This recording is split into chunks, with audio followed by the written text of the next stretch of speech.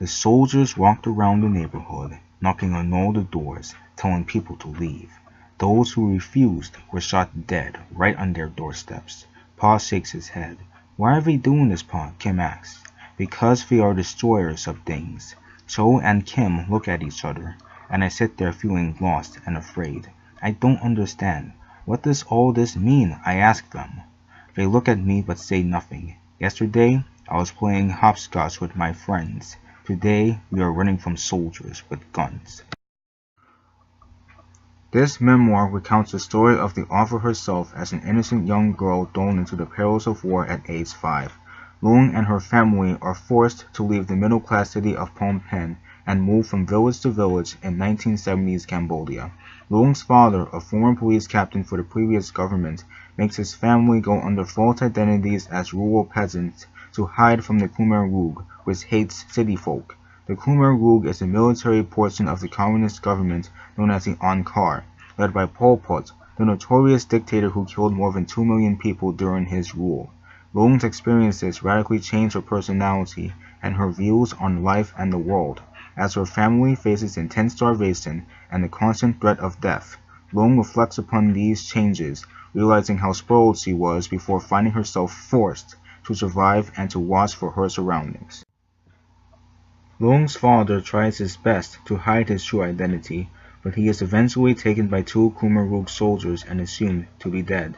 At age 7, Loung is forced into a labor camp, then transferred to a child soldier camp by the Khmer Rouge after nearly killing another girl. She tries to recover the good memories of her childhood, but she becomes more concerned about herself and survival rather than doing what is right over time. These factors cause her to hate the Khmer Rouge and seek revenge against it. However, when she sees a Khmer Rouge soldier executed by Cambodian civilians, she later realizes that revenge is not the right answer. One of the major themes of this memoir is the dichotomy between Phnom Penh and life on the Khmer attack. Loung misses the many New Year festivals and other activities she did before the evacuations. Loung's family bonds, especially with her father, are very important here. Other themes include survival versus morality, karma and reincarnation, and power relations within a communist society. Lessons can be taught on metaphor, simile, personification, and symbolism thanks to the book's vivid imagery. Loung's biggest emphasis is on flashback, using it to show the vast differences between her previous life at Phnom Penh and life on the Khmer attack.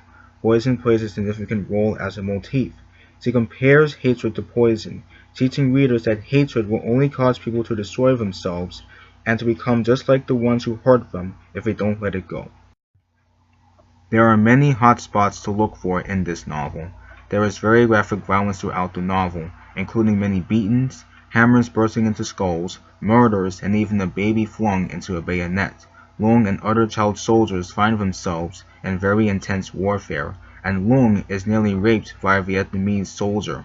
There are also many suicides and horrifying deaths from eating poisonous mushrooms.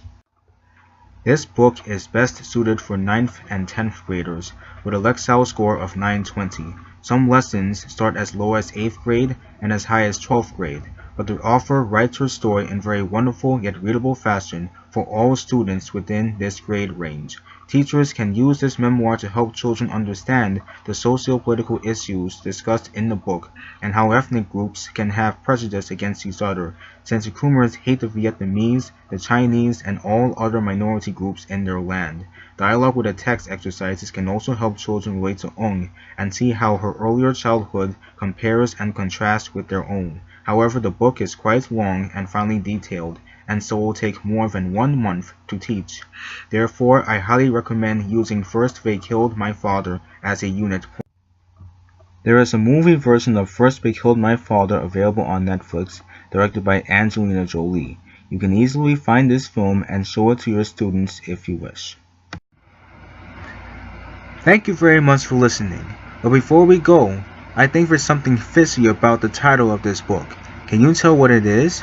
We'll find out when we start reading First They Killed My Father by Loung Ung. Thank you.